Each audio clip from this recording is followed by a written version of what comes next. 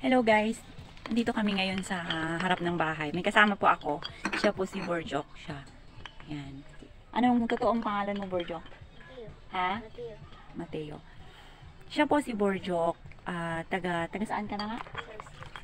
Taga Negros. Ilang taon ka na, Borjok? 11. Siya po ay taga Negros. Actually guys, kaya nandito siya. Dito siya ngayon nakatira sa bahay kasi kasama niya po yung lola niya. Kasi nga po, lola niya po yung nagpapaaral sa kanya. So, parang tinatamad na po siya magpasok. Tinatamad ka na ba magpasok sa school? Uuwi na po kasi sila guys. Uuwi na po siya sa Negros. Inaantay niya lang na sunduin siya. Kasi ang nagpalaki po sa kanya ay yung lola niya. Si Nanay Emelda, siya po kasi ay nag-work dito. Nag-aalaga kay Yayam. At habang nag-aalaga po siya kay Yayam, may dalawa po siyang apo na pinag-aaral doon, dito rin po sa puerto. Kaya lang guys, 15, 30 or mas swerte na yung makauwi siya ng 15 days. Ayun, kaya nandito si Borjok guys, kasi nga po nag-aantay na lang po siya ng kanyang sundo, baka sa susunod na Sunday or basta next week, anytime guys, kasi nga po iuwi na po siya. May tatay pa naman po siya, kaya ayun, medyo nahihirapan po kasi si nanay sa kanyang trabaho dito sa amin pagka medyo pasaway din kasi ito pero okay din naman guys. Sabi nga ni nanay, ihatid niya na nga rin po doon sa dapat po ihatid niya po doon sa Negros, kaya lang hindi niya kaya yung pamasahe, so inaantay niya na lang po yung tatay na susunduin ka ba?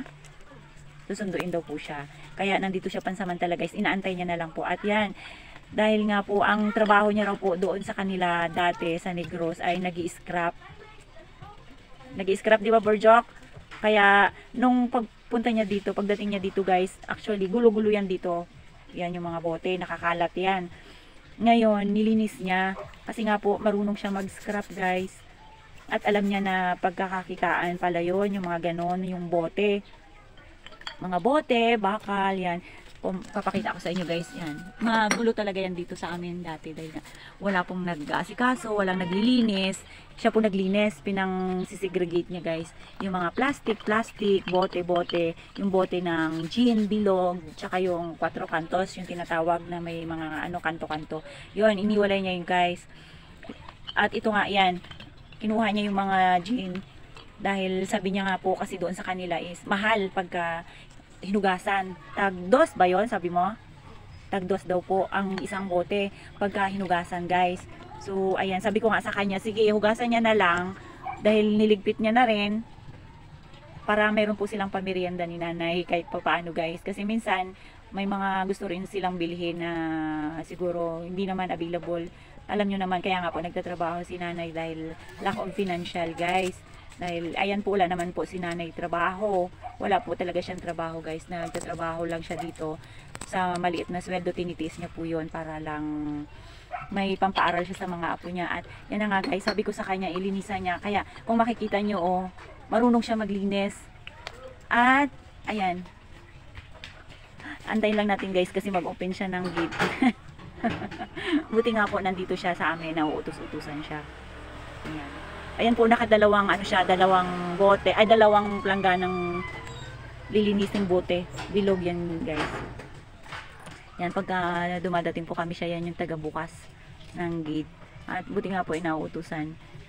Tsaka pagka wala ditong kasama sila nanay, nauutusan siya sa tindahan guys. Yun nga lang, tamad siya mag-aaral. Kaya doon na lang siya magpapatuloy ng kanyang pag-aaral sa Negros.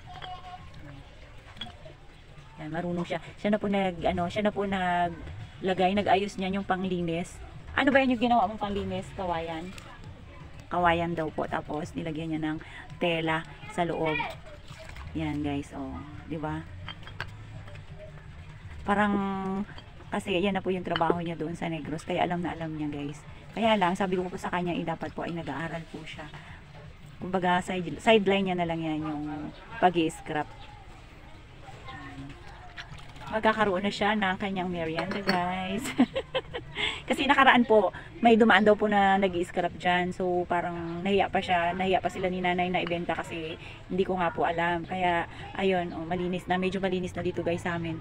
Sabi ko nga, ibenta niya na lang para kahit pa paano magkapera at pambili ng merienda. you very much for watching, guys.